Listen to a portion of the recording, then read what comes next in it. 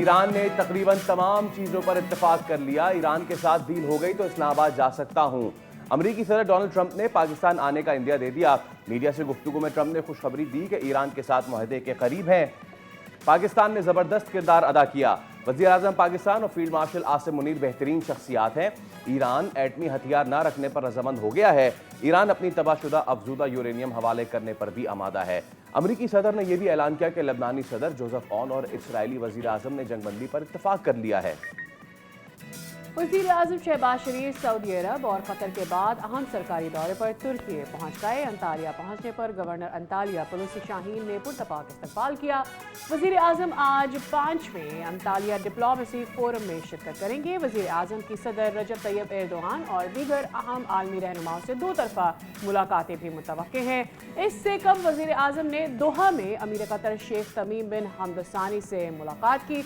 अमीर कतर ने कशीदगी में कमी के लिए पाकिस्तान के किरदार को सराहा। वज़ीर आज़म कतरी फ़ज़ाई हदूद में दाखिल हुए तो राफेल तैयारों ने शानदार इस्तकबाल किया। ईरानी सदर की फील्ड मार्शल सैयद आसिम मुनीर से तेहरान में मुलाकात। पाकिस्तान के मौसर और जिम्मेदाराना किरदार पर खिराज तहसीन पेश किया। ईरानी मीडिया के मुताबिक फील्ड मार्शल खातिमुल अंबिया हेडक्वार्टर्स पहुंचे, जहां commander major general Ali Abdullahi से वफ़द के हमरा मुलाकात की। गुज़िश्ता रोज फील्ड मार्शल आसिम मुनीर की ईरानी पार्लियामेंट के स्पीकर बाकर गालिबाफ समेत ईरानी वज़ीर ख़ारजा अब्बास अराग़ची से भी अहम मुलाकात हुई। अब्बास अराग़ची ने मुज़ाकरात की मेज़बानी पर पाकिस्तान का शुक्रिया अदा किया।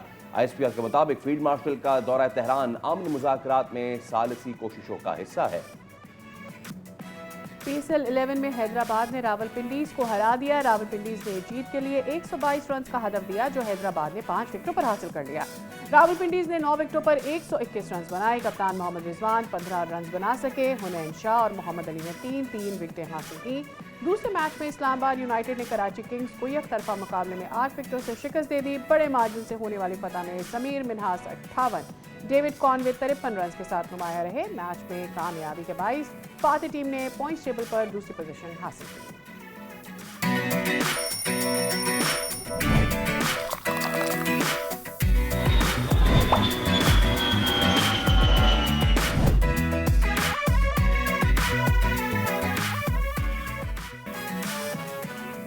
अस्सलाम वालेकुम, खुश आमदीद, सुबह खैर। दुनिया बोल है के साथ मैं हूं सैयद फैसल करीम और मैं हूं सादिया सैमसन। उम्मीद करते हैं कि आपकी सुबह का आगाज अच्छा हुआ होगा और कल रात जब आप सोने जा रहे होंगे तो अच्छी अच्छी खबरें आ रही होंगी, जिससे आपको खुशी महसूस हुई होगी कि किस तरह से पाकिस्तान का स्ट्रेचर मजीद बड़ा होता जा रहा है। आलमी मंजरनामे पर पाकिस्तान का नाम हर जानिब लिया जा रहा है। कल डोनाल्ड ट्रंप साहब ने मीडिया से बातचीत की। मीडिया से बातचीत में उन्होंने जिस तौर से एक बड़ा ऐलान कर दिया कि अगर कोई डील होने जाती है तो पाकिस्तान उसका हिस्सा बनेगा, मैं पाकिस्तान आऊँगा।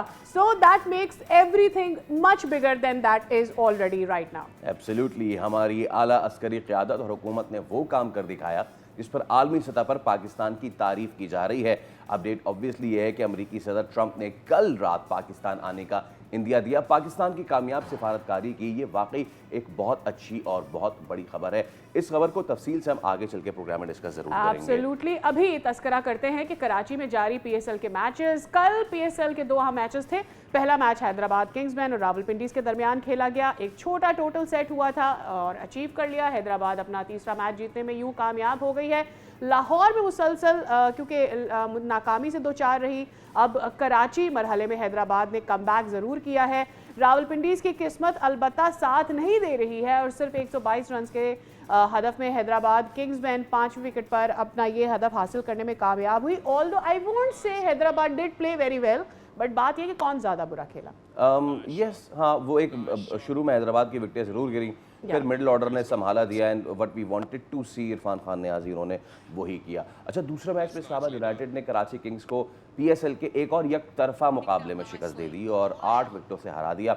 किंग्स लाहौर के दरमियान जो मैदान जो है वो नाकाबिल शिकस्त कहला रहा था, लेकिन अपने होम ग्राउंड पर आते ही टीम की कारकर्दगी ऐसी मुतासिर हुई है कि क्या ही बात है। यूनाइटेड ने इस जीत के साथ पॉइंट्स टेबल पे अब दूसरी पोजीशन भी हासिल कर ली है। खेल के मैदान से अब चलते हैं towards the about top story and that is आलमी हालात की जानिब। पाकिस्तान का नाम एक बार फिर पूरी दुनिया में मस्बत अंदाज में लिया जा रहा है और कल के जो मनाजिर थे बड़े ही ज़बरदस्त थे। सिफारती हिकमत अमली आलमी सतह पर नुमायाँ हो रही है। एक तरफ वज़ीर आज़म का सरगर्म अमन मिशन, दूसरी जानिब अस्करी क़यादत की मौसर सिफारतकारी शहबाज शरीफ सऊदी अरब और कतर के कामयाब दौरों के बाद अब तुर्की पहुंच गए हैं। अंतालिया वो पहुंचे हैं और आलमी रहनुमाओं के साथ वो अहम मुलाकातें करेंगे और अंतालिया डिप्लोमेसी फोरम में पाकिस्तान का मौक़िफ़ पेश करेंगे। And on the other hand side हम सब ये जानते हैं कि फील्ड मार्शल साहब आसिम मुनीर साहब ईरान का अहम दौरा कर रहे हैं और सफारती कोशिशों का मरकज़ इस वक्त बन चुका है पाकिस्तान, जहां उन्होंने ईरान में ईरानी सदर से मुलाकात भी की है। वज़ीर ख़ारजा अब्बास अराक़ची भी मौजूद थे, उनके साथ भी उनकी मुलाकात हुई है। तो पाकिस्तान की जो मुतवाज़न इस वक्त पॉलिसी है और फ़ाल सफारतकारी है उसको आलमी सतह पर सराहा भी जा रहा है। अच्छा, ये तमाम पेशरफ्त इस बात की भी अक्कासी करती है ऑफ कोर्स कि पाकिस्तान ना सिर्फ खित्ते में अमन के लिए संजीदा है बल्कि अमली इक़दाम के ज़रिए ख़ुद को एक ज़िम्मेदार और मौसर सफारती ताकत के तौर पर भी मना रहा है। एब्सोल्युटली। चलिए अब इस अहम मामले पे बात कर लेते हैं। हमारे साथ मौजूद होंगे साबिक सफ़ीर इमरान अली भी। लेकिन साथिया, हमने देखा कि कल एक बहुत ही अहम दिन रहा, पूरा दिन ही बहुत अहम दिन रहा। ऑब्वियसली एक तो फील्ड मार्शल CDS पहुँचे ईरान और वहाँ उनका पुरतपाक इस्तकबाल किया गया।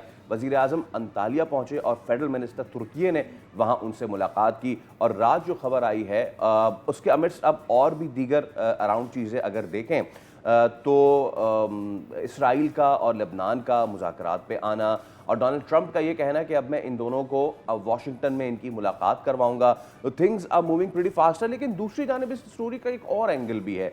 एक जानिब जब इतनी अच्छी खूबसूरत खुशाइंद, मेरे मुंह में और जितने अच्छे अल्फाज आ रहे हैं वो मैं बोलना चाह रहा हूँ, वो चीज़ें हो रही होती हैं, बयानात आ रहे होते हैं।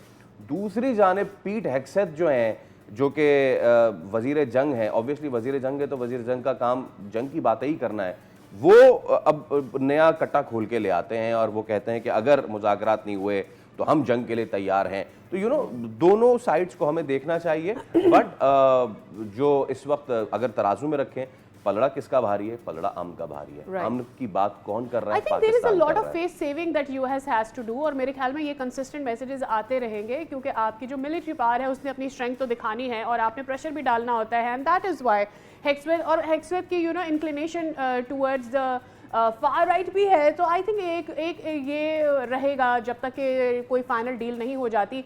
सबसे अहम बात जिसको फैसल भी जिक्र कर चुके हैं, मैं भी जिक्र कर चुकी हूँ, वो कल की मीडिया टॉक है डोनाल्ड ट्रंप साहब की, जिसमें वो ये कहते हैं कि अगर कोई डील होने जा रही है तो मैं पाकिस्तान आ रहा हूँ। अब जब वो ये कहते हैं तो हमें उससे ज़्यादा इंपॉर्टेंट ये लगता है। इमरान अली साहब हमें ज्वाइन कर चुके हैं। अस्सलाम वालेकुम sir, a very good morning to you for your time and everything. Sir, we would like you to listen to एक चीज़ हम सुनाना चाह रहे हैं अपने व्यूअर्स को, और वो ये कि इससे पहले हमारे शो में आए थे इंटरनेशनल रिलेशन एक्सपर्ट आए थे मुनव्वर हुसैन साहब, एंड ही टोल्ड अस कि Donald Trump if a deal happens is going to come to Pakistan. So we want to show it to our viewers कि that happened in our show. चलाइए ज़रा मुनव्वर साहब का वो गुफ्तगू, जब उन्होंने ये बताया था, पहले ही ये बता दिया था कि डोनाल्ड ट्रंप जो है आ रहे हैं। Let's play that. पर ये है कि गालिबन जुमेरात को एक और राउंड होने जा रहा है पाकिस्तान के अंदर दोनों ममालिक के दरमियान में, और ऐन मुमकिन है कि प्रेसिडेंट ट्रंप साहब खुद तशरीफ रखें। Oh, that will be great। मेरे ख्याल में ये बहुत ही ह्यूज होगा कि अगर पाकिस्तान का खुद डोनाल्ड ट्रंप दौरा करने जाते हैं। एक तो ये सिग्निफिकेंस डायलॉग की भी बढ़ा देता है। सबसे पहले हमने बता दिया था। इमरान अली साहब हमारे साथ मौजूद है। इमरान साहब, वेलकम टू द शो। और बहुत ही बड़ी डेवलपमेंट है। हाँ, ये अलग बात के अभी उन्होंने एक चीज़ उसके साथ नथी की है कि अगर होते हैं तो मैं पाकिस्तान आने के लिए तैयार हूँ। ट्रंप की तरफ से बात कहना ऐसे ही तो नहीं होगा। This is going to be very big. और what do you think, Trump is coming to Pakistan?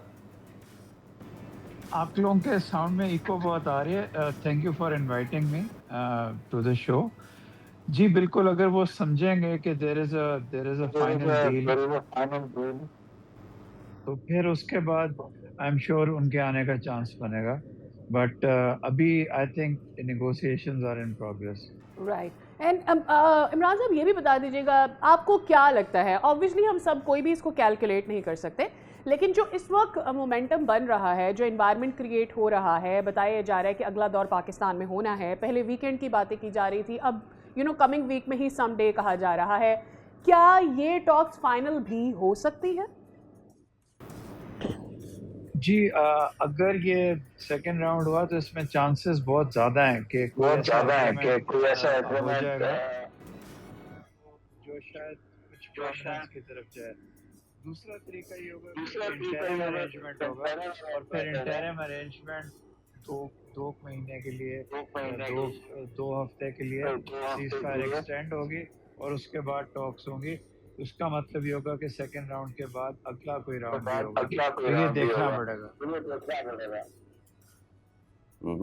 अच्छा इमरान अली साहब, द थिंग इज़ कि डोनाल्ड ट्रंप का ये बयान, कल हमने देखा सिफारतकारी जो है बड़ी ज़बरदस्त पाकिस्तान की रही। आप एक साबिक सफ़ीर के तौर पे, बहुत से लोग अज़राए मजाक भी कह रहे हैं, सीरियस नोट भी कह रहे हैं कि पाकिस्तान की इतनी नेक नामी, पाकिस्तान की इतनी रेलिवेंस दे हैवंट सीन। क्या आप इससे एग्री करेंगे? बिल्कुल, I will strongly agree with that. हमारी ज़िंदगियों में शायद कुछ मौक़े हैं, एक दफ़ा लाहौर प्रोसेस हुआ था जब इंडियन कैबिनेट लाहौर आई थी, दिस वाज 1999 इन मार्च। वो एक ऐसा मोमेंट था जो इसके साथ हिस्टोरिकली कंपेयर करता है।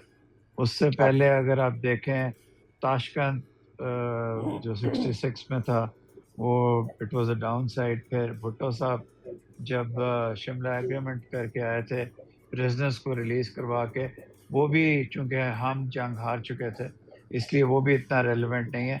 तो मेरा ख्याल है लाहौर प्रोसेस है 1999 का, और ये कई मामलात में उससे भी इसलिए ऊपर इस रैंक पे रहेंगे क्योंकि ये मिडल ईस्ट की जंग थी और हमारी डायरेक्टली जंग नहीं थी, और हमने इसमें बहुत बड़ा रोल प्ले किया as an actor for piece.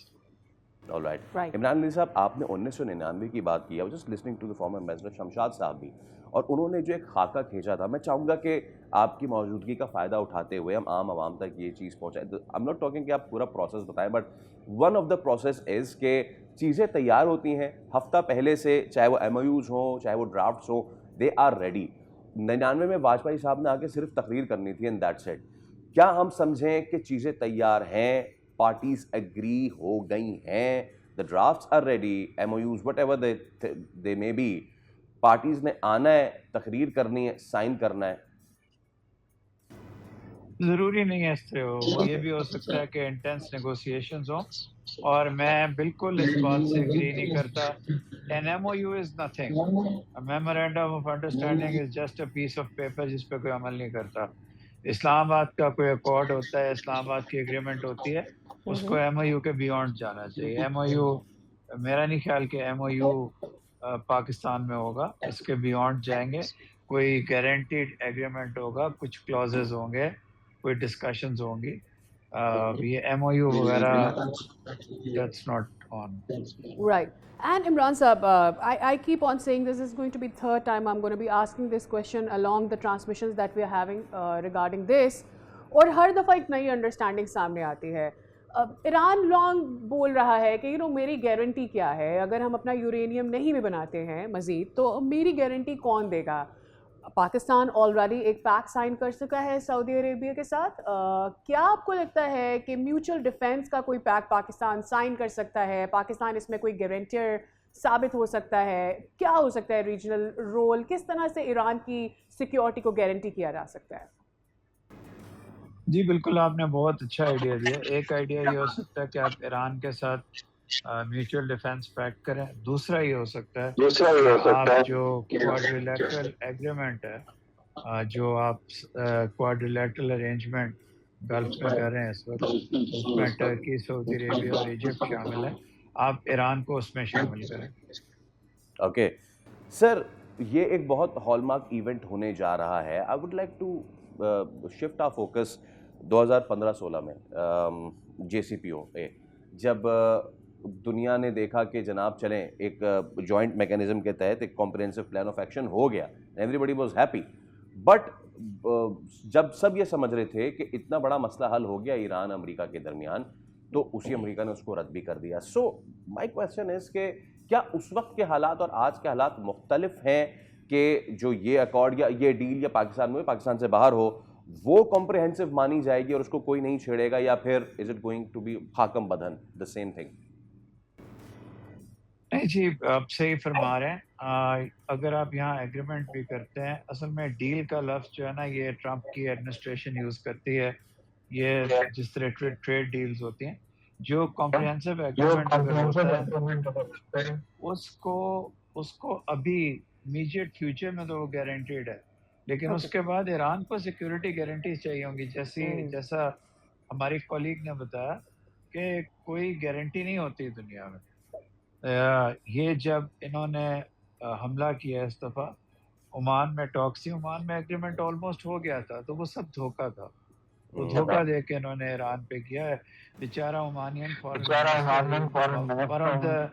Of the finest diplomats in the world, he rushed to the US to tell them what you're doing, what are you doing, but they attacked क्योंकि इन्होंने फैसला किया हुआ था attack करने का।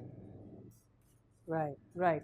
अब ये बताइएगा कि सर इस वक्त आपको लेबनान में अमन की क्या सूरत हाल इस सारे सिनेरियो में नज़र आती है, नोइंग कि इस वक्त ईरान को ईरान का और हिजबुल्लाह का क्या रिलेशन है। हिजबुल्लाह इस पूरी टॉक्स का हिस्सा नहीं है।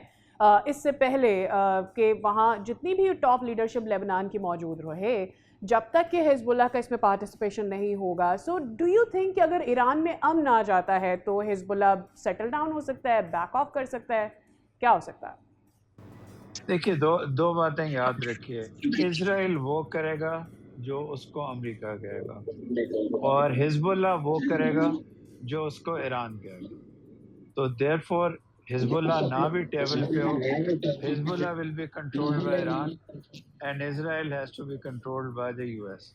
तो ये जो बड़ी ताकतें हैं हिजबुल्लाह के हिसाब से ईरान है, तो ये उस पर डिपेंडेंट है कि वो पीस को कैसे देखते हैं। लेबनान का पीस ईरान से हट के नहीं होगा, ईरान की को शामिल करके होगा। बिल्कुल। अच्छा, अगर वर्ल्ड पावर्स की बात कर लें, डोनाल्ड ट्रंप ने जब ये बातें की कि जनाब मैं चाइना को एक बड़ा सा I want to give them the hug and all, so दुनिया ये समझ रही थी कि भाई वाह क्या बात है, वाकई ये तो दिल पिघल रहे हैं, बर्फ़ पिघल रही है। लेकिन इस बीच जब कल सारी अच्छी अच्छी बातें हो रही थी, देन कम्स जो वज़ीर जंग है अमेरिका के हेक्सेथ, और वो आके ये फरमाते हैं कि अगर डील नहीं की ईरान ने तो हम हमले के लिए तैयार हैं। जाहिर सी बात है, फिर जवाबन वहाँ ईरान से भी फिर बयानात आते हैं। इस चीज़ को कैसे देखते हैं आप कि वही एक ही मुल्क का एक सदर बात कर रहा है कि डील हो सकती है, होगी, जंग ख़त्म हो रही है, बहुत जल्द ख़त्म हो जाएगी। वो रिपोर्टर को कहते हैं वही रहो, इस्लामाबाद में आने की ज़रूरत नहीं है, कुछ बड़ा हो सकता है, और उसी मुल्क का वज़ीर जंग जो है वो आगे तड़ियाँ लगा रहा है। असल में जो हेक्सेथ साहब हैं, इसको आप लोग सीरियसली ना लिया करें। ये एक लौंडा सा कैबिनेट मिनिस्टर है और इसको इन्होंने धमकियाँ देने के लिए और अपनी रेलेवेंस के लिए रखा हुआ है। This reflects very poorly on Trump's cabinet. तो ये सिर्फ इसलिए है कि अगर ईरान पीछे हटे तो ईरान के ऊपर एक प्रेशर हो। ये जो स्ट्रेट्स ऑफ हॉर्मुज़ की स्ट्रैंगुलेशन है, ये भी एक प्रेशर है ईरान के ऊपर कि अब तो मान जाओ। और तो ईरान को एक इंटरनेशनली डरा के मनाया जा रहा है, और दूसरा पाकिस्तान की तरफ से COS वहाँ पहुँचे हुए हैं जो उनको ये हक़ाइक़ बता रहे हैं कि हम फ्यूचर में आपके साथ कैसे कोलैबोरेट कर सकते हैं, यूरेनियम का क्या होगा, बाकी चीज़ों का। बहुत इंटेंस टॉक्स हैं, ये कोई आसान डील नहीं है, ये बहुत मुश्किल है, लेकिन लग रहा है कि हम इसके करीब पहुँच गए। हम इसके करीब पहुँच गए, and that's a very important thing. Thank you so much Imran साहब, बहुत शुक्रिया लिए।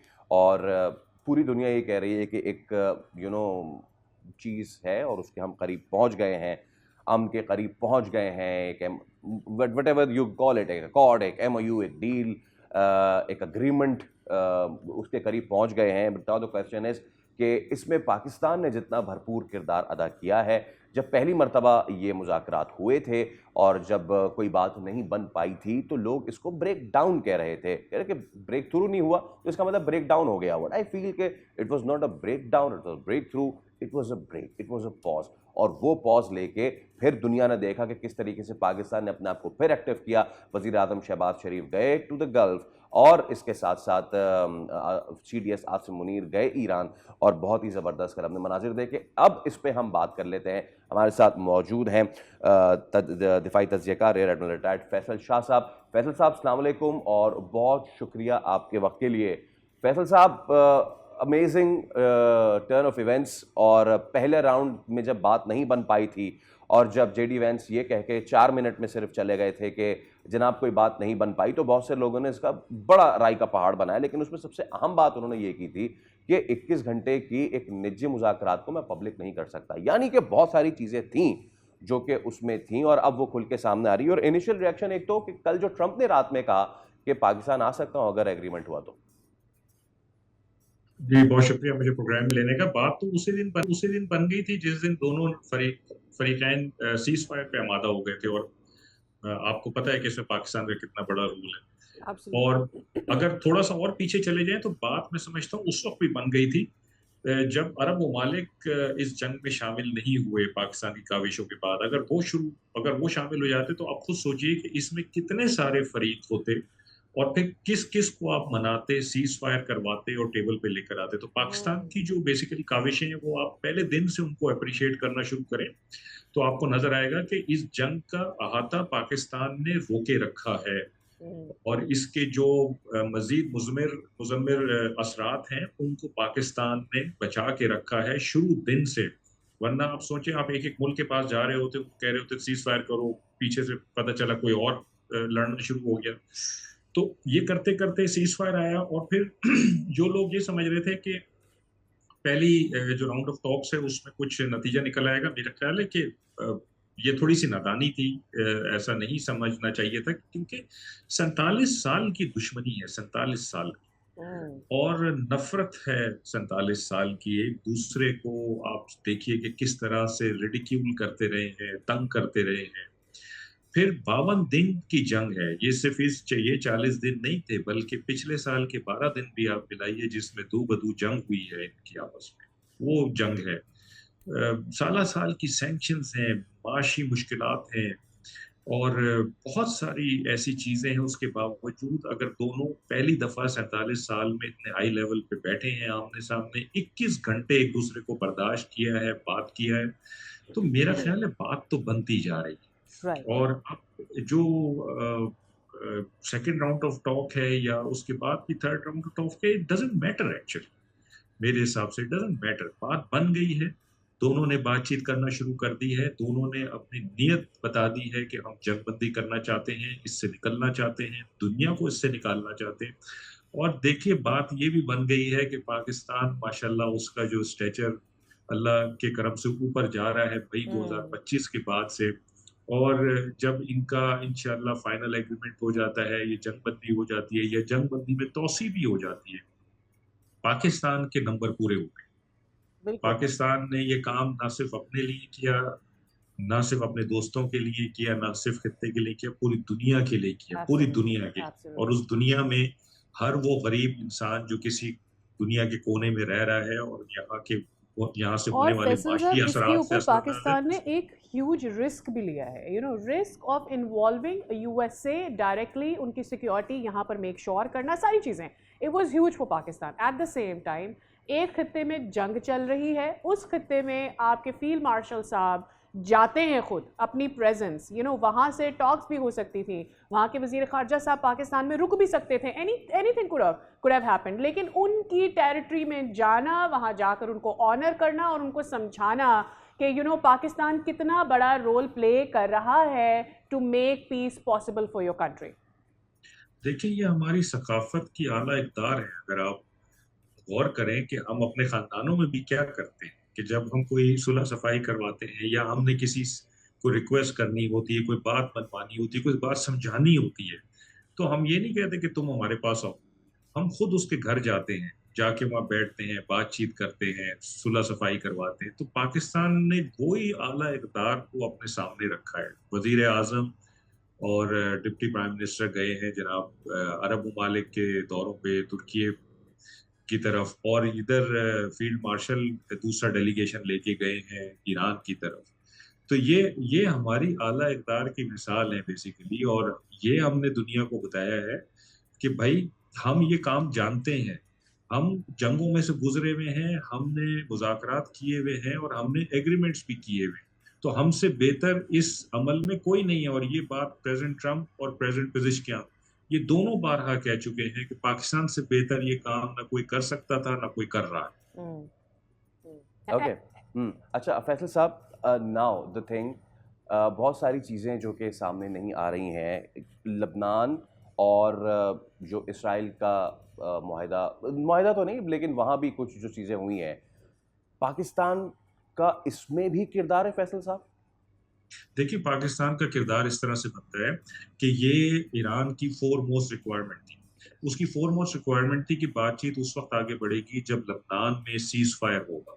ईरान का कल भी एक मैसेज आया है कि जी हम और रेजिस्टेंस फोर्सेस यक जान दो कालिब, यानी हम एक हैं।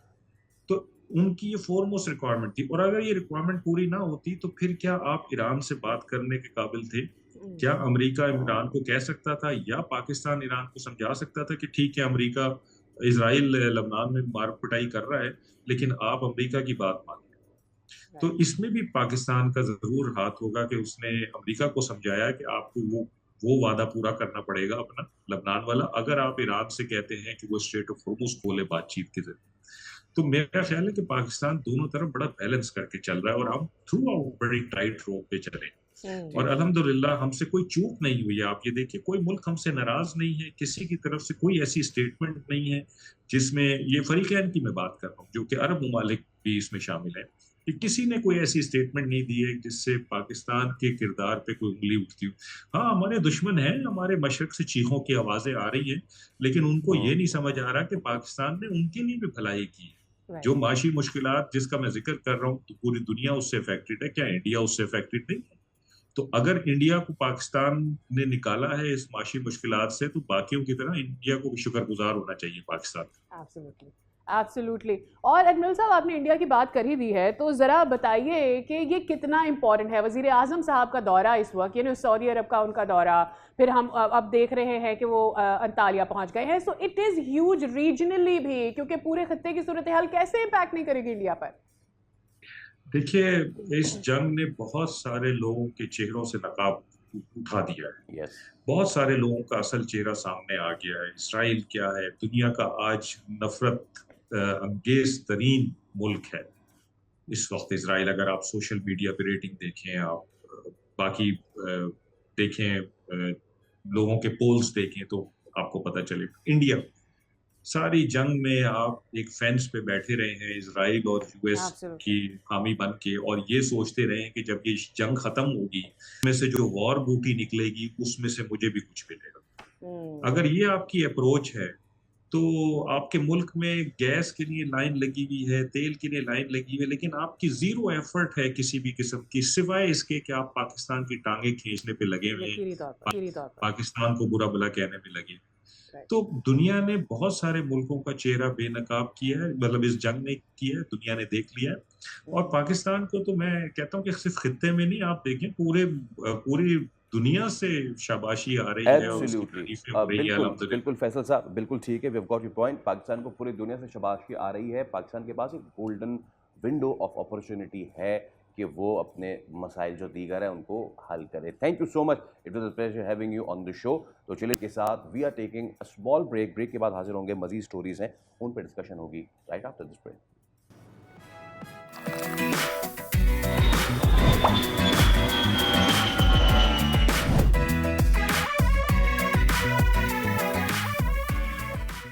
दुनिया बोले में आपको कहते हैं एक बार फिर खुशामदीद, और हमें दोबारा ज्वाइन करने के लिए भी आपका बहुत बहुत शुक्रिया। कुछ अरसे से एक मामला चल रहा था, और वो मामला था कि वो लोग जो कि डिज़र्व करते हैं उनको स्कॉलरशिप्स क्यों निजी तालीमी इदारे फराहम नहीं करते। इस केस को इस्लामाबाद हाई कोर्ट तक पहुंचाया गया, और उसके बाद उस कार्रवाई में क्या हुआ और क्या होना चाहिए था, इस पर अभी हम बात करने जा रहे हैं। कानून तो मौजूद है, मगर इस पर अमल दरामद कहीं नज़र नहीं आता। 10% का कोटा है फ्री स्कॉलरशिप्स का उन हज़ारों स्टूडेंट्स के लिए जो कि मुस्तहक हैं, लेकिन उनको उनका हक नहीं मिल पाता। मुबैना तौर पर नज़रअंदाज कर दिया गया इस पूरे मामले को, और फिर इस्लामाबाद हाई कोर्ट में रिपोर्ट पेश की गई जिसके मुताबिक निजी स्कूल्स जो हैं हर साल 5 से 6 अरब रुपए तक की रकम इस कोटे पर अमल ना करके बचा लेते हैं। मज़े की बात यह है कि ये मामला इस्लामाबाद की हद तक रिपोर्ट हुआ है, उसके आगे क्या सिचुएशन है ये तो अल्लाह ही जानता है। अब ये मामला माली बेज़ाब्तगी का नहीं है, समाजी नाइंसाफ़ी का भी एक अक्कास है। एक तरफ तो बताया जाता है कि नो चाइल्ड लेफ्ट बिहाइंड जैसा मंसूबा, दूसरी जानिब जो कानून मौजूद है उस पर अमल ना होना अब ये सवाल खड़े करते हैं। सवाल ये भी कि उन हज़ारों बच्चों का हक कौन दिलाएगा? तो चलिए इस पे हम बात कर लेते हैं। आज हमारे साथ मौजूद हैं डॉक्टर मरियम चुगताई साहिबा। आप माहिर तालीम हैं और साबिक सरबराह नेशनल करिकुलम काउंसिल भी हैं। डॉक्टर मरियम, अस्सलाम वालेकुम और बहुत शुक्रिया आपके वक्त के लिए। Thank you so much for your time. Doctor Mariam, the reports जो हैं वो बहुत ही ज़्यादा परेशान कर देने वाली हैं और हर साल 5 से 6 अरब की स्कॉलरशिप्स वो मिलती ही नहीं है। ये वरीसम बात नहीं है? जी, अस्सलाम वालेकुम। बिल्कुल ऐसे है कि ये एक जो हमारे मुआशरे में एक तफरीक बन गई है मराहत याफ्ता लोगों में और गैर मराहत याफ्ता लोगों में, जो हैव्स एंड हैव नॉट्स हैं। और इस सारी चीज़ की इब्तिदा आपके तालीमी इदारों से होती है, क्योंकि जिस बच्चे को आपने अच्छी तालीम दे दी, वो बच्चा जो है आगे ज़िंदगी में अपना सोशल इकोनॉमिक स्टेटस बेहतर कर सकता है, अपना ही नहीं बल्कि अपनी पूरी फैमिली का।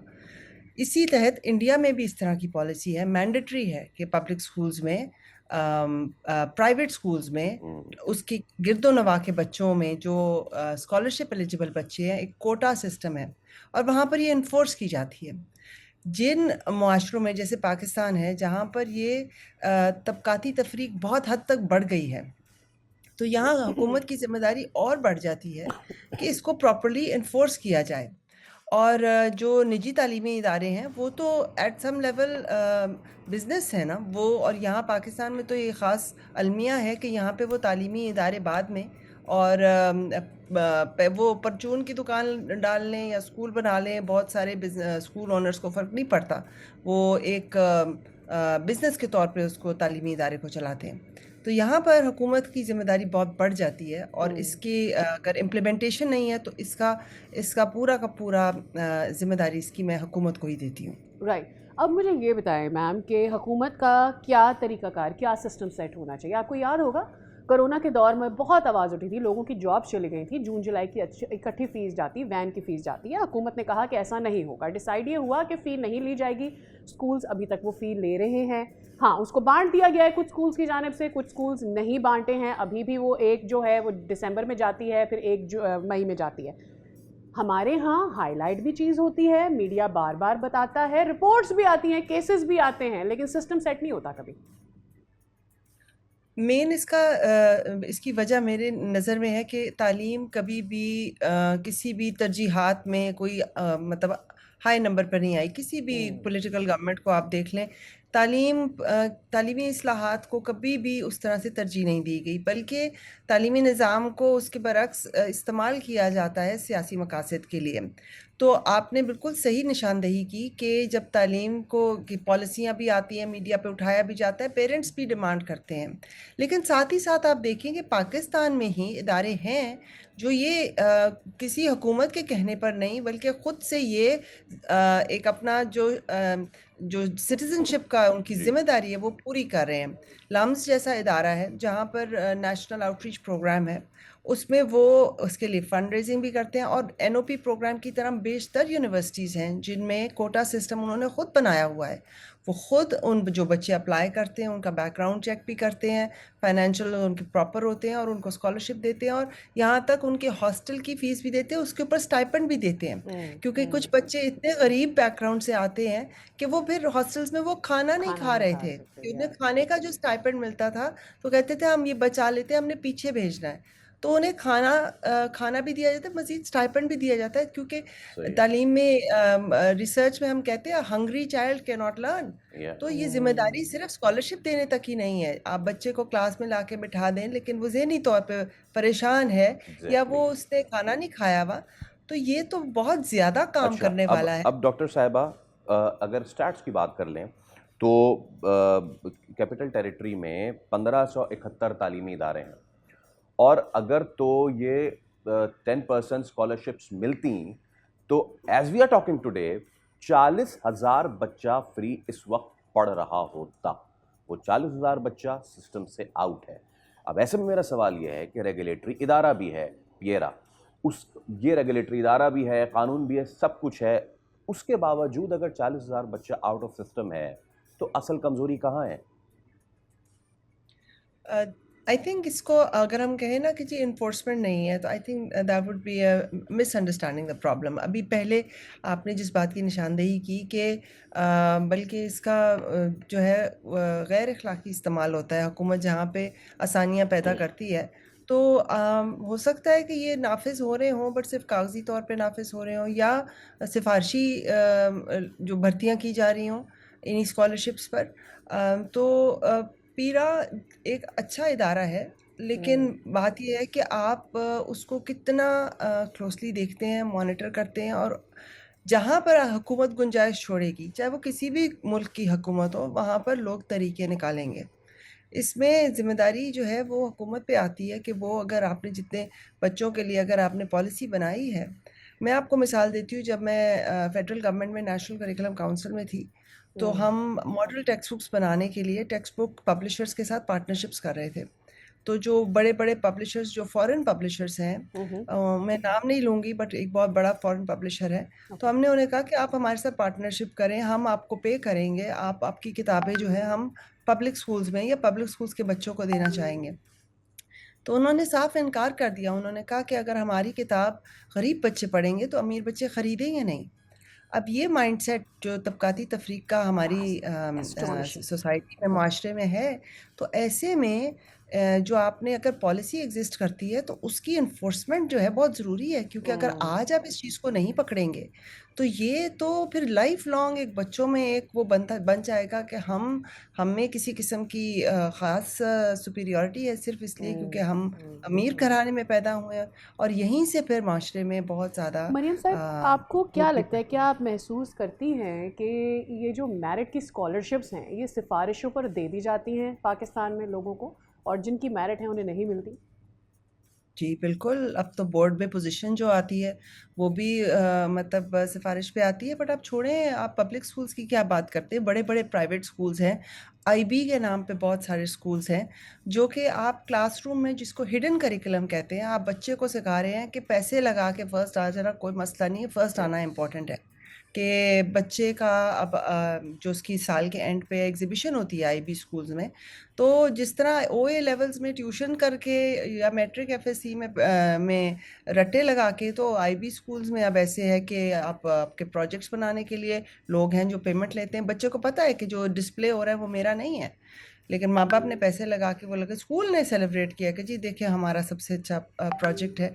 तो ये जो झूठ बोलना है, ये जो बच्चे को आप किताब में जो मर्जी लिखते हैं, किसी मर्जी, जिस मर्जी सियासी या हिस्टोरिक या रिलीजियस पर्सनालिटी की अखलाकियात के थ्रू बच्चे की किताब में लिखा हो कि झूठ नहीं बोलना, लेकिन जब आप अमली तौर पे उसका टीचर, उसका, उसके पेरेंट, उसका स्कूल, उसकी हुकूमत इस चीज़ को ओके कर देती है कि सिर्फ फर्स्ट आना इम्पोर्टेंट है, मरियम स्कूल साहब, में हमारी एडमिशन इम्पोर्टेंट प्रैक्टिसेस है। बच्चे सीखते हैं, जो हम उनके सामने कर रहे होते हैं, उसी से वो अपने एक्शंस को चेंज करते हैं। बहुत शुक्रिया आपके वक्त के लिए। वी रियली होप कोई इकदाम उठाए जाते हैं हुकूमत की जानिब से कि जिनकी मेरिट हैं उन्हें स्कॉलरशिप से मिल सकें और वो तालीम भी हासिल कर सकें। वेल, इसके साथ ही हमें यहाँ पर लेना है एक break. Will see you after this break.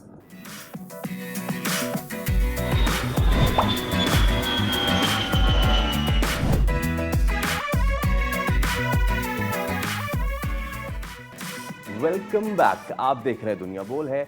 जनाब आला, कराची में पीएसएल के मुकाबले जारी हैं। देखिए, मैंने अपना इस्तेकाक इस्तेमाल करते हुए दिलचस्प लफ्ज़ इसलिए हज़फ कर दिया है क्योंकि आप यकीन करें नहीं आ रहा मज़ा। अब वन साइडेड मैचेस हो रहे हैं, मतलब क्या मतलब, एक तो वन साइडेड मैचेस, ऊपर से लो स्कोरिंग मैचेस। अभी ऐसे में बंदे का इंटरेस्ट कैसे डेवलप हो। लेकिन हम शायद साथिया देखें उस चीज़ से आगे निकल गए कि पीएसएल हमारा ब्रांड है, पीएसएल के जीत पाकिस्तान, ठीक है भाई, हो गया। ये 3-4 साल पहले ये बात ठीक थी, लेकिन अगर आप टीम्स की परफॉर्मेंस देखें, आई मीन आप कैसे किसी को इंडल्ज करेंगे एक वर्किंग डे पे, एक तो 2 मैचेस, और उन 2 मैचेस में भी एक दोपहर का मैच, तो देखें उस दोपहर के मैच को। नो नो यू कांट, क्योंकि एक तो खिलाड़ियों की अपनी परफॉर्मेंस, अरे और ऊपर से खैर रूफटॉप का क्या ही है, Had it been क्राउड ही नहीं June तो और क्या जुलाई और अच्छा अभी इस पर तो हमने बच्चों के एग्जाम्स नहीं ऐड किए फैसल, इस वक्त मैट्रिक बोर्ड के एग्जाम्स चल रहे हैं। ज्यादातर टीन एज को बड़ा इंटरेस्ट होता है कि इंटरनेशनल प्लेयर्स आपके मुल्क में आए हुए हैं। अहमद नकवी क्रिकेट एक्सपर्ट हमारे साथ मौजूद है, उनसे बात कर लेते हैं। वेल मैचेस के बारे में भी बात करेंगे। Sir very very good morning. We really hope कि आपको उतना ही अच्छा लग रहा होगा वेलकम हमारे शो में आके जितना हमें आपको वेलकम करके लग रहा है। अहमद सर देखिए कल जो मैचेस हुए, एक तो पहली चीज़ ये 2 मैचेस रखे गए, हम मैच पर भी आएंगे, और दूसरी चीज़ ये कि वीकडे पे 2 मैचेस रख दिए गए। कौन देखेगा ये वीकडे के 2 मैचेस दोपहर 2 बजे? शुक्रिया मुझे दावत देने का, और आप दोनों ने काफ़ी अहम और पीएसएल के लिए जो है परेशान कुन इश्यूज रेज किए हैं। और पीएसएल का देखिए 11 साल हो चुके हैं, उसके ऊपर कोई हमें दम दुरूद करना पड़ेगा, क्योंकि बड़ी बुरी किस्मत होती है पीएसएल की। उसके दौरान 2 जंगी हो दफ़ा जाती जंग है। हो चुकी है, 2 दफ़ा कोविड हो चुका है बीच में कभी कुछ। तो इस दफ़ा भी जो ये इक़दामात लिए गए हैं, जिसकी वजह से हम क्राउड्स के बगैर खेल रहे हैं और सिर्फ 2 शहरों में खेल रहे हैं, और शायद मोस्ट इम्पोर्टेंटली साल के इस वक्त पे खेल रहे हैं, जो ट्रेडिशनल पीएसएल की विंडो होती थी, आपको जैसे कि पता है उस वक्त रमज़ान हो रहा है इस वक्त। तो ये सारी चीज़ें मिल मिला के पीएसएल के साथ तो निहायत ही एक मायूस कुन नतीजा रहा है एज़ अ प्रोडक्ट। जैसा आप लोग ने बिल्कुल ज़िक्र किया कि लोग बच्चों के एग्ज़ाम चल रहे हैं, आई थिंक क्योंकि वही आप 2 ग्राउंड ही इस्तेमाल कर रहे हैं, तो पिचेस काफ़ी यूज़्ड हो चुकी हैं। वो इस टाइम पे लो स्कोरिंग मैचेस हो रहे हैं, स्पिन को बहुत ज़्यादा फ़ायदा मिल रहा है। तो ये एक पीएसएल और उसका अगर आप एक्सटेंड करें पाकिस्तानियों की किस्मत का ही नतीजा है कि अल्लाह भी हमसे थोड़े मुश्किल इम्तिहान लेते हैं। लेकिन मुझे ये बताएं कि पिंडी की किस्मत का क्या मामला है। आई मीन देखिए मैं सिर्फ एक वीडियो देख रहा था उनके, मेरे ख्याल से ओनर थे या team, I don't know who was he, but वो ये कह रहे थे हाँ। कि भाई हमें हार जीत से कंसर्न नहीं है, स्कोर बोर्ड से कंसर्न नहीं है, मस्तियां करो, पिंडी इज ऑल अबाउट मस्ती। राजा जी की मस्तियां इतनी हो गई हैं कि राजा जी स्कोर Crowd बोर्ड bore हो पे गए। ऊपर आ ही नहीं पा रहे हैं। Pindi is in a lot of trouble. भी देखिए, आप अगेन अगर हम तारीख को उठा के देखें, तो कौन भूल सकता है कि कलंदरों ने 4-5 साल जो पीएसएल हाँ, के ये तो है। आखिरी पोजीशन पे धमाल They've किया come था, back to their और फिर downfall उसके again. बाद जैसा हम जानते हैं कि 3 दफा उन्होंने 4 साल में ट्रॉफी उठाई। तो पिंडीज भी इसी किस्म की कोई दुआ कर रहे होंगे कि इनकी जो Yes. अभी टीम की किस्मत पे एक व्हीली चल रही है तो जो है वो थोड़ा सा वो किस्मत बदले, उनको कुछ मिले। शायद अगर वो अपने कप्तान को बदलने का सोचें, रिजवान की अब आई थिंक 14 लगातार मैचेस एज कप्तान वो हार चुके हैं।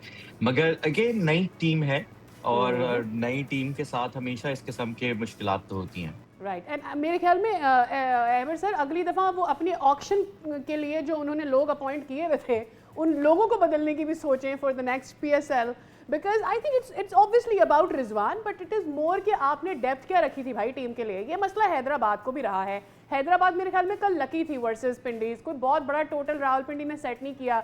शुरू की तो 5 विकेटें इनकी भी गिरी गई थी, बट देन खैर सहारा हो गया, तो इतना बड़ा टारगेट नहीं था पिंडी का, तभी हैदराबाद जीत गई।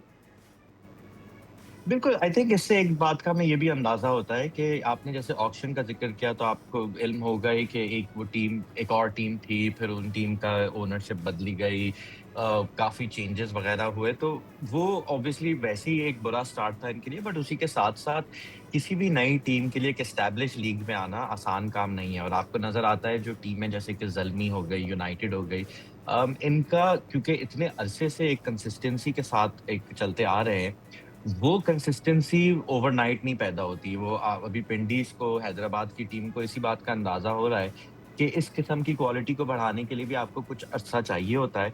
और शुरू में जैसे कि हैदराबाद के साथ कुछ मैचेस में बहुत बुरी किस्मत भी थी उनकी, तो आई थिंक कल वाला मैच एक अच्छी मिसाल है कि शायद उनकी किस्मत थोड़ी बदल गई है।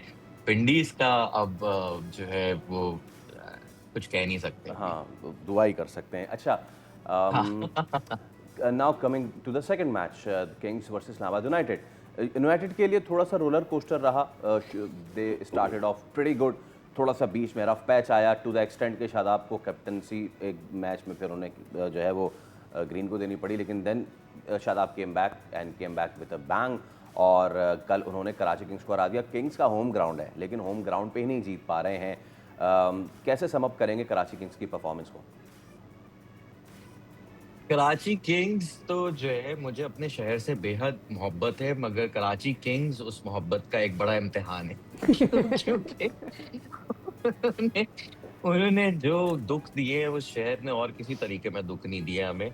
और कराची किंग्स की टीम का इस साल जो है थोड़ा सा जब जिस किस्म का उन्होंने आगाज किया था और डेविड वार्नर की कप्तानी के साथ लग रहा था कि शायद जो मेरे ख्याल में कराची का बुनियादी मसला रहा है पिछले 11 सालों में कि कोई मुझे एक खास शनाख्त नहीं नजर आती जो बरकरार रही है।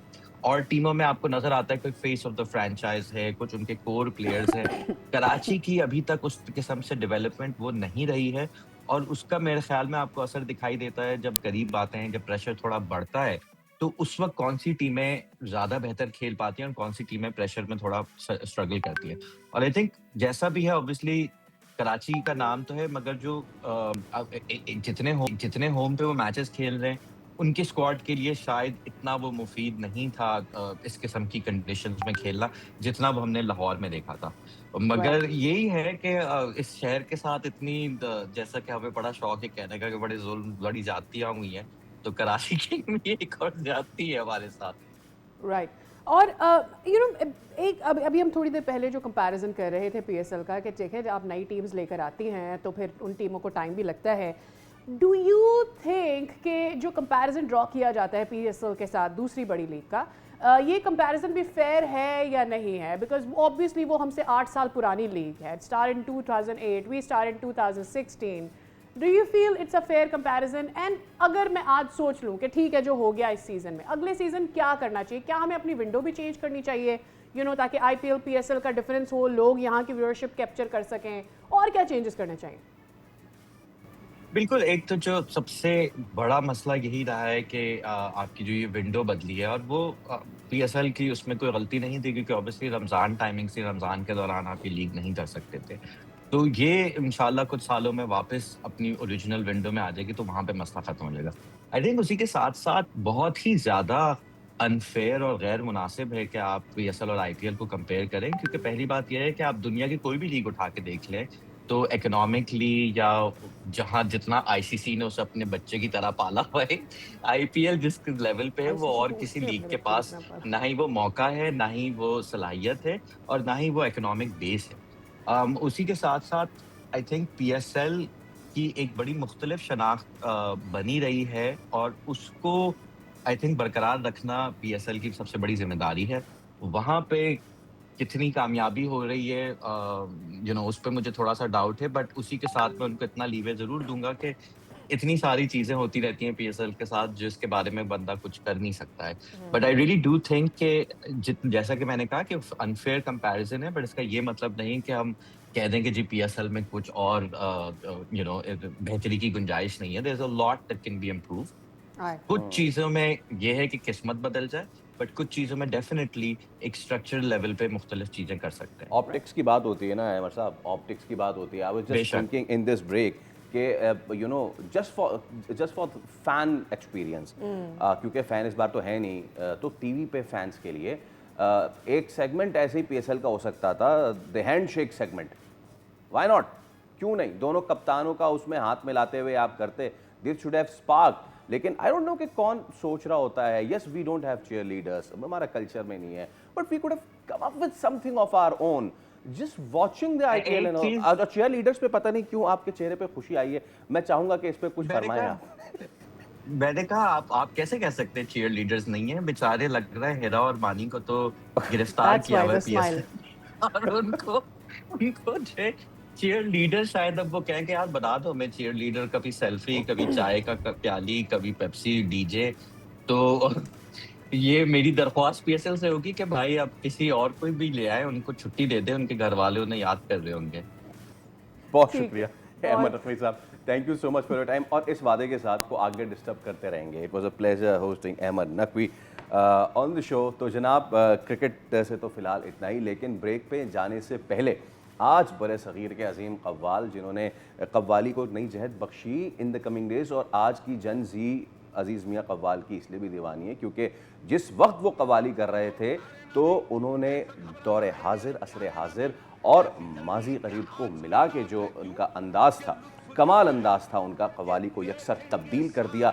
कहा यह जाए कि कवाली को अवामी बोली में तब्दील कर दिया तो ये गलत ना होगा। 17 अप्रैल 1942 को पैदा हुए अजीज़ मियाँ और इल्म और फन दोनों मैदानों में अपनी पहचान बनाई। बिल्कुल, पंजाब यूनिवर्सिटी से MA किया उन्होंने और कवाली को जो है अपना ओढ़ना बिछोना बनाया। और ना सिर्फ ये कि ये पाकिस्तान में बल्कि दुनिया भर में उनके कवाली के इस स्टाइल को पजीराई मिली और वो तो चले गए, रुखसत हो गए, लेकिन उसके बावजूद आज की जनरेशन उनकी रील्स, उनके इंस्टाग्राम्स पर हम उनकी यादें ताज़ा करते ही रहते हैं। एक दफ़ा फिर से उनकी यादें ताज़ा करते हैं, आज उनकी बर्थडे है। नॉस्टैल्जिया। इसी के साथ लेना एक ब्रेक, हमारे साथ रहिए।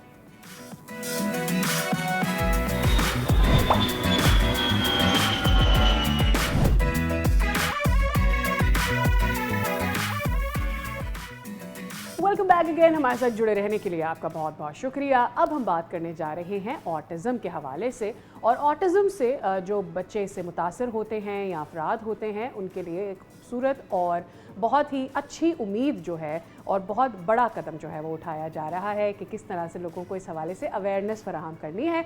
माशरे में कबूलियत और शमूलियत का पैगाम अब अमली शक्ल इख्तियार करता जा रहा है, और इसी सिलसिले में लाहौर में 18 अप्रैल को मुनक्किद होने वाला जो रन फॉर इंक्लूजन है, एक मुनफरिद इवेंट था। इसका इनेकाद किया गया जहां ऑटिज़म से जो जुड़े अफराद हैं, आम शहरी हैं, एक साथ उनको शामिल किया जाएगा।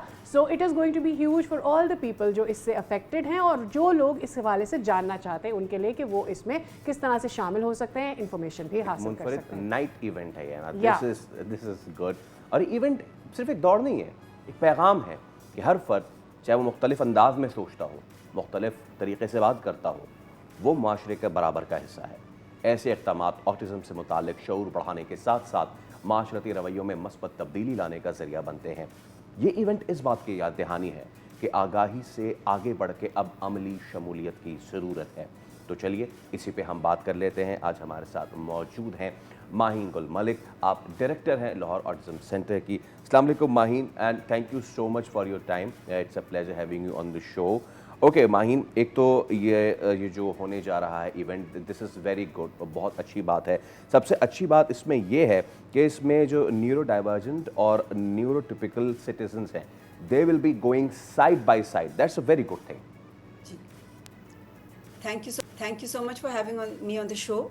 बिल्कुल, ये इवेंट इसीलिए किया जा रहा है कि एक तो ऑटिज़म अवेयरनेस मंथ है, सो इसको हम एक्चुअली ऑटिज़म अवेयरनेस से इसका नाम ऑटिज़म एक्सेप्टेंस की तरफ लेके जाना चाहते हैं, बिकॉज आपको भी पता है कि since years and years, decades and decades, autism का नाम तो सबको पता है। सो अवेयरनेस है, मगर इंक्लूजन और एक्सेप्टेंस की बहुत कमी है। तो इसके पीछे थोड़ा सा बैकग्राउंड यही है, जो लाहौर ऑटिज़म इनिशिएटिव है वो हमारा कम्युनिटी ड्रिवन प्लेटफॉर्म है, जिसके ज़रिए हम बहुत से प्रोजेक्ट्स लाहौर में करते रहते हैं। एंड अब ये cross Pakistan is the next level. उसमें ये है लाहौर ऑटिज़म सेंटर है, जैसे आपने कहा, which provides therapies to children and individuals like speech therapy, occupational therapy, behavior support. And फिर लाहौर अल्टरनेटिव लर्निंग इनिशिएटिव है LALI के नाम से, जो एक अल्टरनेटिव एजुकेशनल सेटिंग है। इसके अलावा स्पोर्ट्स प्रोग्राम्स हैं, बडी जिसको हम दोस्त प्रोग्राम यहाँ पे कहते हैं, वो हैं, ट्रेनिंग्स हैं, इंटर्नशिप्स हैं। तो जो हमारा कम्युनिटी आउटरीच है उसके नीचे हम ये रन फॉर इंक्लूजन अब इस दफ़ा कर रहे हैं। 2020 में हमने एक मैराथन किया था पंजाब स्टेडियम के साथ, वो बहुत सक्सेसफुल रहा था, मगर एक छोटे पैमाने पे था। So the purpose of collaborating with other communities this time was कि हमारा एक लार्जर आउटरीच हो, एंड जो रेगुलर रनर्स और एथलीट्स हैं लाहौर के, पाकिस्तान के भी आ रहे हैं जी, नॉट जस्ट लाहौर, वो आके इसको ज्वाइन करें। एंड पर्पस ये है कि हमारे जो बच्चे हैं वो इसके होस्ट हैं।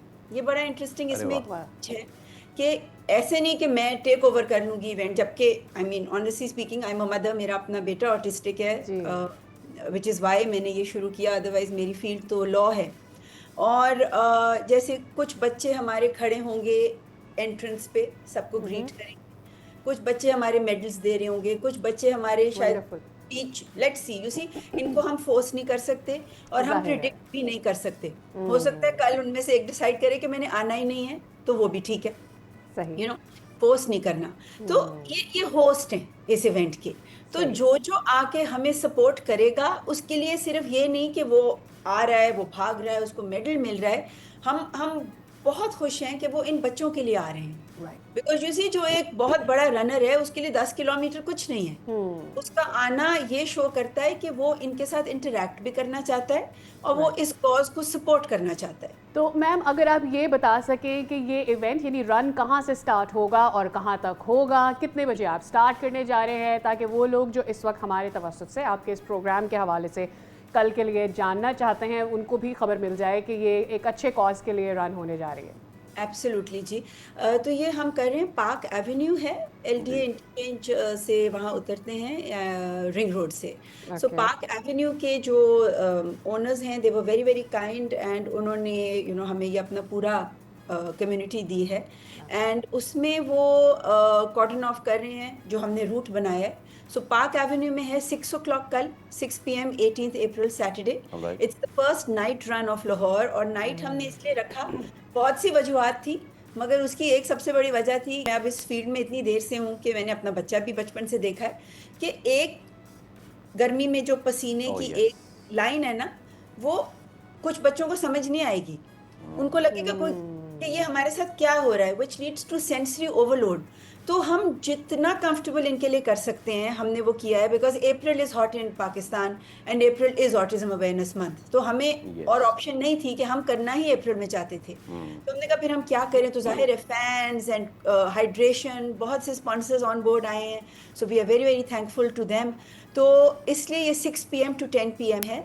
मगर जो न्यूरो डाइवर्जेंट हमारे बच्चे हैं उनकी जब रन खत्म हो जाएगी अराउंड आई थिंक 7:38, तो they will be at liberty, वो जा भी सकते हैं और वो रुक भी सकते हैं।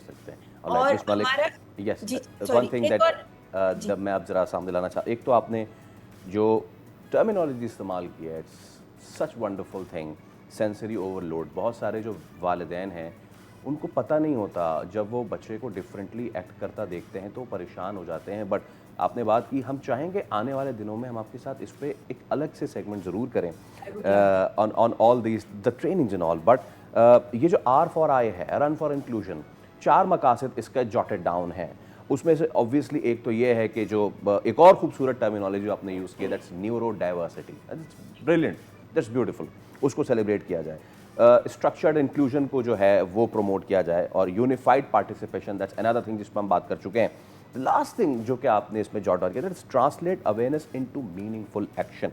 आपने बड़ी खूबसूरत बात की शुरू में कि देखिए अवेयरनेस से बढ़ के अब ये जो है आगे मामला जा चुका है। हम एक इवेंट तो आप करने जा रही हैं, हम हकीकी मानों में इसको आगे चल के ऑन अ लार्ज स्केल कैसे ट्रांसलेट कर सकते हैं इस आगाही को मायने खेज इक़दामात में? मैं आपको बिल्कुल बताती हूँ। ये इसका भी थोड़ा सा अगर बैकग्राउंड 2 मिनट है मैं आपको देती हूँ। तो जब जो मेरा बेटा है फिरोज़, वो 1 साल का ही था, तो मुझे पता चल गया कि कुछ डिफरेंट है। जाहिर है समझ तो नहीं थी क्योंकि पहली दफ़ा घर में ऑटिज़म की बात हुई थी। तो हम इसको लेके चले गए and we shifted to Dubai for his early intervention. ये भी एक और चीज़ है जिस पे हम एक शो अगर करें तो आई बी वेरी ग्रेटफुल कि अर्ली इंटरवेंशन इज़ की इन सच थिंग्स। तो उसमें ये हुआ कि मुझे समझ आनी शुरू हुई कि ये कोई भी चीज़ वन ऑफ करेंगे तो उसका फ़ायदा नहीं है बच्चे को। अब अगर मैंने वही बात की जैसे कि 2020 में हमने मैराथन किया था, और फिर देखिए रिसोर्सेज, बहुत सारे मसले, फिर कोविड, आपको पता है यहाँ पे कितने सारे मसले आ जाते हैं, तो हम नहीं कर सके। जो अब हमारा 4th पॉइंट है वो ये है कि हम इसको क्रॉस कंट्री लेके जा रहे हैं। सो हमारे नेक्स्ट बिग सिटीज़ जो हैं and smaller, so Karachi, Islamabad, Multan, then Sialkot, we want to have these awareness and inclusion runs all over Pakistan. And उसके अलावा अब हमारे मेमोरेंडम साइन हो रहे हैं with the hospitals and doctors associations. उससे फर्क पड़ेगा जी कि any child who comes to us for example and I feel that my institution is not good for him, मैं अभी भी ऐसे करती हूँ क्योंकि मैं एक मदर भी हूँ, करती हूँ कि जी मेरे पास आपके लिए नहीं है, आप सो एंड सो इंस्टीट्यूशन में चले जाएं। फिर कुछ ऐसे बच्चे आते हैं जो अफोर्ड नहीं कर सकते, और फिर आपको पता है कि जो फ्री इंस्टीट्यूट्स हैं क्वालिटी में बहुत फ़र्क होता है। तो इसके लिए हम यही करना चाह रहे हैं कोलैबोरेशंस कि हम ट्रेनिंग्स भी प्रोवाइड करें, मगर क्योंकि हम अफोर्ड भी नहीं कर सकते, इतने बड़े भी नहीं हैं, मतलब 1000 बच्चा हम नहीं अकोमोडेट कर सकते, तो हम अगर उसको भेजना चाहते हैं किसी गवर्नमेंट इंस्टीट्यूशन में भी तो हम भेज सकें। अगर हम कोई डोनर ला सकते हैं जो उसकी फ़ी दे सके, तो हम इसके लिए हमें प्लेटफॉर्म चाहिए एंड मेमोरेंडम्स चाहिए ऑल अक्रॉस। तो ये एक बहुत बड़ा हमारे लिए प्लस है for the run for inclusion कि हमें इतने सारे लोगों ने जी रीच आउट किया है after this to help out these kids. एक तो ये है। सेकेंडली स्पोर्ट्स प्रोग्राम हमारा अब एक और लेवल पे जा रहा है इंशाल्लाह। हमारे पास कुछ स्पेशल ओलंपिक्स के भी कोचेस हैं। Special Olympics has always supported me, miss Raunaq Lakhani has always been a big support for me. तो वो उनके सबके कोचेस हैं, सब कुछ है। तो we are trying to streamline sports. ये नहीं है कि जो बच्चे पे कर सकता है सिर्फ वो एक प्रॉपर, क्योंकि sports are very important for these kids, movement is very important for them. एक कुर्सी पे तो हर सेशन के बाद बच्चे को 15 मिनट की ब्रेक देते हैं टू मूव अराउंड। राइट। ठीक है, बहुत शुक्रिया। बस जाते जाते I could take 10 seconds and ask you कि आपका कराची लेग कब होने जा रहा है ऑटिज्म अवेयरनेस? और जब होने जा रहा है consider us the participants please. बिल्कुल जी, बिल्कुल बोल के साथ शेयर करके हर चीज में, मतलब I share with you guys in any case. This will probably be in the summer months, it will be hot I know, मगर हम उसके लिए कोई बीच रूट ढूंढ लेंगे। वी विल अकोमोडेट, बिल्कुल। तो इंशाल्लाह you will be the first ones to know, मगर बहुत जल्दी। थैंक यू सो मच गुल मलिक साहबा and best of luck for R4I run for inclusion. और उम्मीद करते हैं कि आपका ये जो इक़दाम है वो ना रन ना हो बल्कि वो माशरे में इक़दामात जो है पॉजिटिविटी उसको भी प्रमोट करें। बिल्कुल, और पॉजिटिविटी को प्रमोट करने की जब बात हो रही है तो दुनिया में कहीं भी कोई चीज़ ऐसी हो रही हो जो कि मुनफरिद हो, अच्छी हो और एक प्रेसिडेंट सेट कर रही हो तो उसका जिक्र क्यों ना हो। तो ब्रेक पर जाने से पहले आपके साथ जिक्र करने जा रहे हैं कि ऑस्ट्रेलिया की फ़ौजी तारीख में एक बहुत ही बड़ा और तारीखी मोड़ आया है। वो ऐसे कि उन्होंने पहली बार एक खातून को आर्मी चीफ मुकर्रर करने का फैसला किया। लेफ्टिनेंट जनरल सूजन कॉयल जुलाई से ऑस्ट्रेलवी फ़ौज की कमान संभाल लेंगी और यूँ 125 साल तारीख में एक नई रिवायत कायम हो गई है। और ये तकर्री सिर्फ एक ओहदा नहीं है बल्कि एक पैगाम भी है कि आलमी अफवाज में जो सिनफी तवाज़ुन है उसकी कितनी ज़्यादा ज़रूरत है। और ये याद रहे, बहुत सारे लोगों को ये नहीं पता होगा कि सूजन की 40 इयर्स की सर्विस है और वो बहुत ही कोर पोजीशंस पर रह चुकी हैं, ना सिर्फ अफ़गानिस्तान में बल्कि गल्फ़ की जो वॉर्स रही हैं उनमें भी उनका से रहा है स्ट्रेटिजिक। तो शी इज़ ह्यूज, मेरे ख्याल में breeze for around the world जो मिलिट्री में ख़ातीन आना चाहती हैं और बड़े ओहदों की तरफ देख रही होती हैं। सूजन कॉयल की क़यादत ना सिर्फ उन मसाइल के हल में मदद दे सकती है बल्कि ख़वातीन की शमूलियत को भी फ़रोग़ देगी। ऑस्ट्रेलियाई वज़ीर दिफ़ा ने इसे तारीख़ी लम्हा करार दिया, जबकि वज़ीर आज़म का ये कहना है कि तकर्री आने वाली नस्लों के लिए एक मिसाल बनेगी। तो जनाब, विद दिस पॉजिटिव न्यूज़ हम ले रहे हैं एक ब्रेक। सर एक ब्रेक।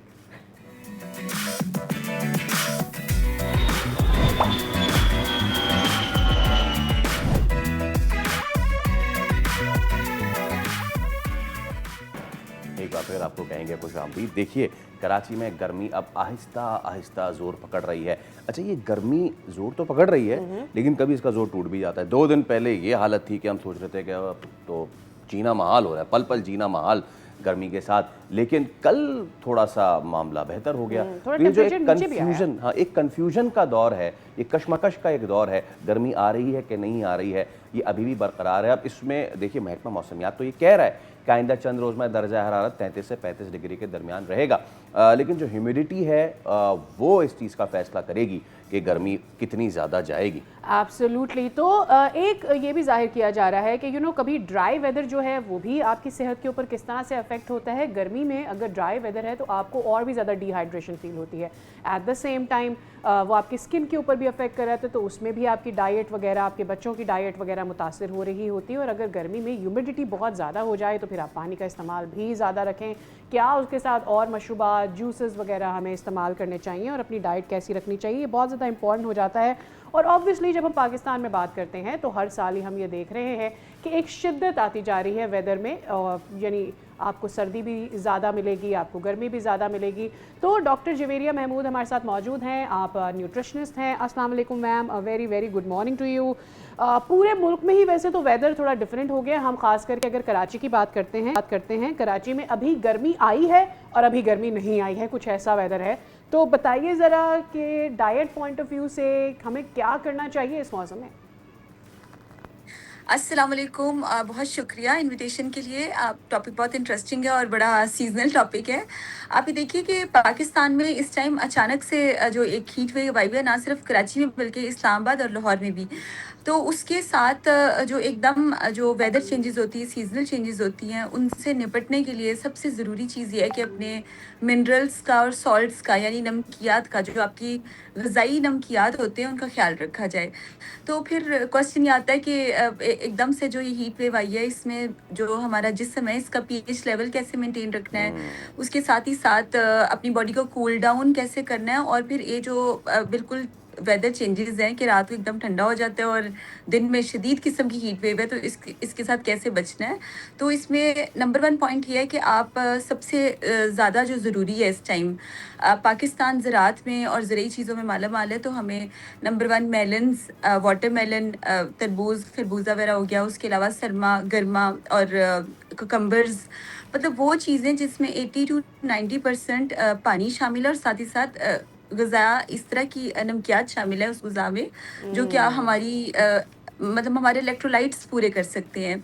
तो बेसिकली मुझे लगता है कि अगर आप दही, कच्ची लस्सी और इस तरह के फ्रूट्स और वेजिटेबल्स जिसमें पानी की मिकदार ज़्यादा है, जब आप वो इस्तेमाल करते हैं, तो आप काफ़ी हद तक जो है इस जो एकदम से जो हीट वेव आई है, इसका बड़ा ज़बरदस्त मुकाबला कर सकते हैं। अच्छा मैम, अभी आपने इलेक्ट्रोलाइट्स का जिक्र किया, और ये इलेक्ट्रोलाइट्स एक बढ़ता हुआ ट्रेंड है। आपको हर जगह से साशे में भी अब इलेक्ट्रोलाइट्स मिल जाते हैं।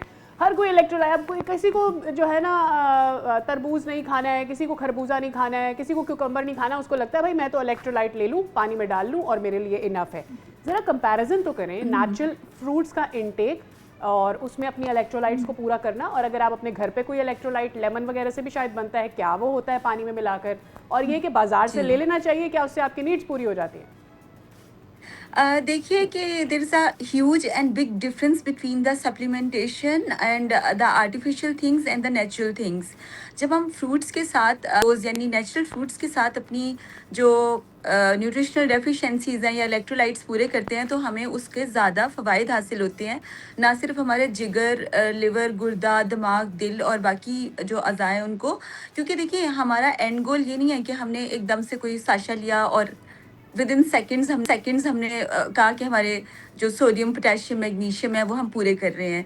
इंस्टेड ऑफ दिस कि अगर आप अपना काम भी कर रहे हैं और अगर आप अपने मील्स पे, खाने पे थोड़ी सी मेहनत कर लेते हैं, अपना खाना बनाने पे, अपने खाने को सोचने के लिए कि हमें ना लेना है या हमें अपने इलेक्ट्रोलाइट्स कैसे पूरे करने हैं, तो देखिए हम इतनी ऑप्शंस हैं, देयर इज़ अ लिस्ट, मतलब there is a long list जिस तरह आप इलेक्ट्रोलाइट्स पूरे कर सकते हैं।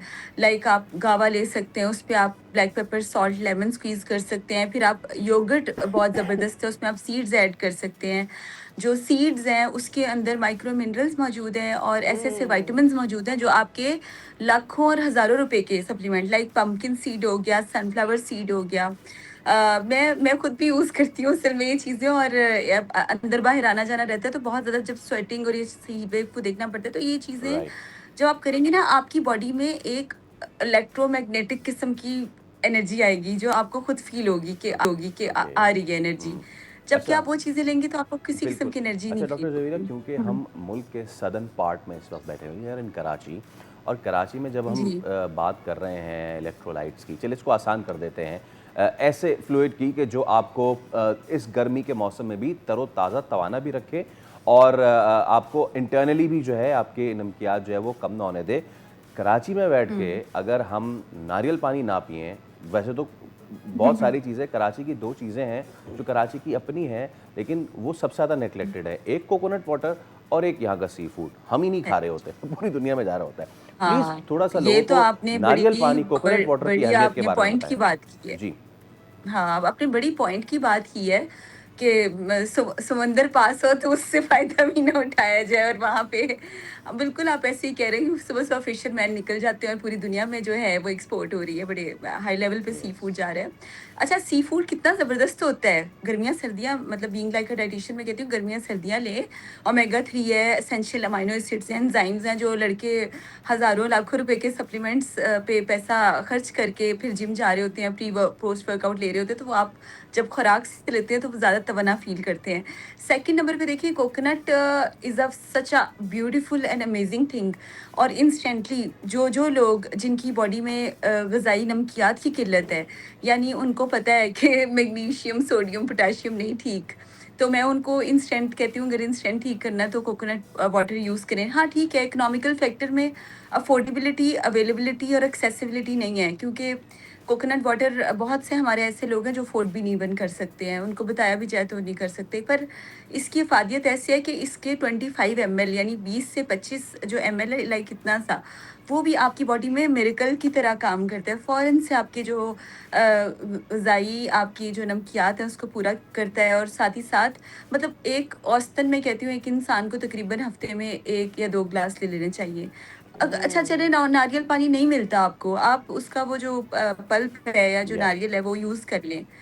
मतलब फूड सोर्स की तरफ जाएँ, ये नहीं कि आपने 50,000 1 लाख के सप्लीमेंट खरीदे और उसके बाद आप कह रहे हैं कि ये रखा है, ये रखा है, ये रखा है और अभी मुझे कुछ मतलब है अच्छा फील, तो ऐसा नहीं होता। अच्छा क्विकली मैम, खुराक अगर आप हमेशा ये आपको बताएं हमें क्विकली बिफोर हम अपने इस सेगमेंट को एंड करें, अगर आप हमें ये बता सकें कि बहुत सारे न्यूट्रिएंट्स जो सप्लीमेंट्स हम ले रहे होते हैं, हमें पता ही नहीं कि उसके नुकसानात भी हैं, उसके साथ हमें पानी का इंटेक, आप देखें अभी आजकल क्रिएटिन का कितना जिक्र हो रहा है, प्रोटीन बार्स का कितना जिक्र हो रहा है, प्रोटीन पाउडर का कितना जिक्र, वो हमारी किडनी पे अफेक्ट करता है, क्योंकि हमें पता ही नहीं उसके साथ पानी का इंटेक कितना करना है, कितना लेना है। असल में ये भी चीज़ नहीं पता, और फिर ये नहीं पता कि अगर कोई सप्लीमेंट खा रहे हैं तो वो किस टाइम खाना है। मतलब यहाँ पे इतना ज़्यादा मतलब अवेयरनेस ही नहीं है कि आयरन के साथ विटामिन सी की एब्जॉर्प्शन है, या मतलब कितनी चीज़ें आपको पता है। ये ऑनलाइन जो सब कुछ सप्लीमेंटेशन रोटेट कर रहा होता है सोशल मीडिया पे, लोग बिला मतलब कंसल्टेशन किए बगैर और किसी एक्सपर्ट एडवाइस के बगैर खुद ही कुछ भी करते जा रहे हैं, और उसके बाद वो चीज़ इतनी मेस क्रिएट करती है। किसी को फैटी लिवर का इशू हुआ है, कुछ लोग कैंसर्स की तरफ चले गए हैं, कुछ लोग को जो मेल्स हैं उनको प्रोस्टेट के इतने इश्यूज हुए पे हैं। तो वो सारी चीज़ तभी होती है, मतलब ठीक है आपको बताया गया कि सपोज दैट के फ्लैक्स सीड है, अलसी के बीज है, इसमें ओमेगा 3 है, आपने सुबह 1 चम्मच या एक चुटकी लेना है और ये पानी के साथ लेना है, अच्छा है आपके लिए।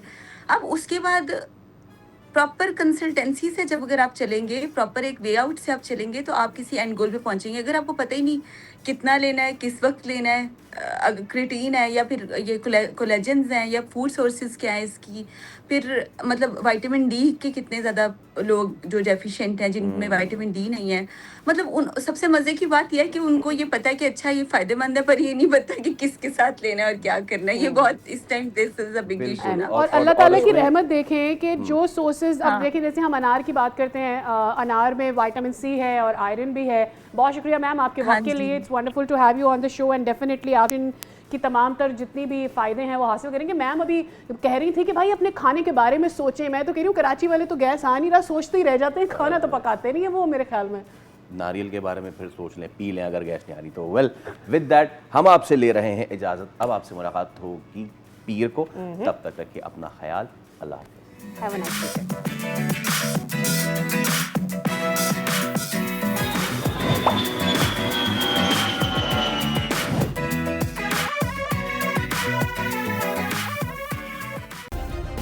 सब्सक्राइब करें और बेल दबाएं ताकि कोई खबर रह न जाए।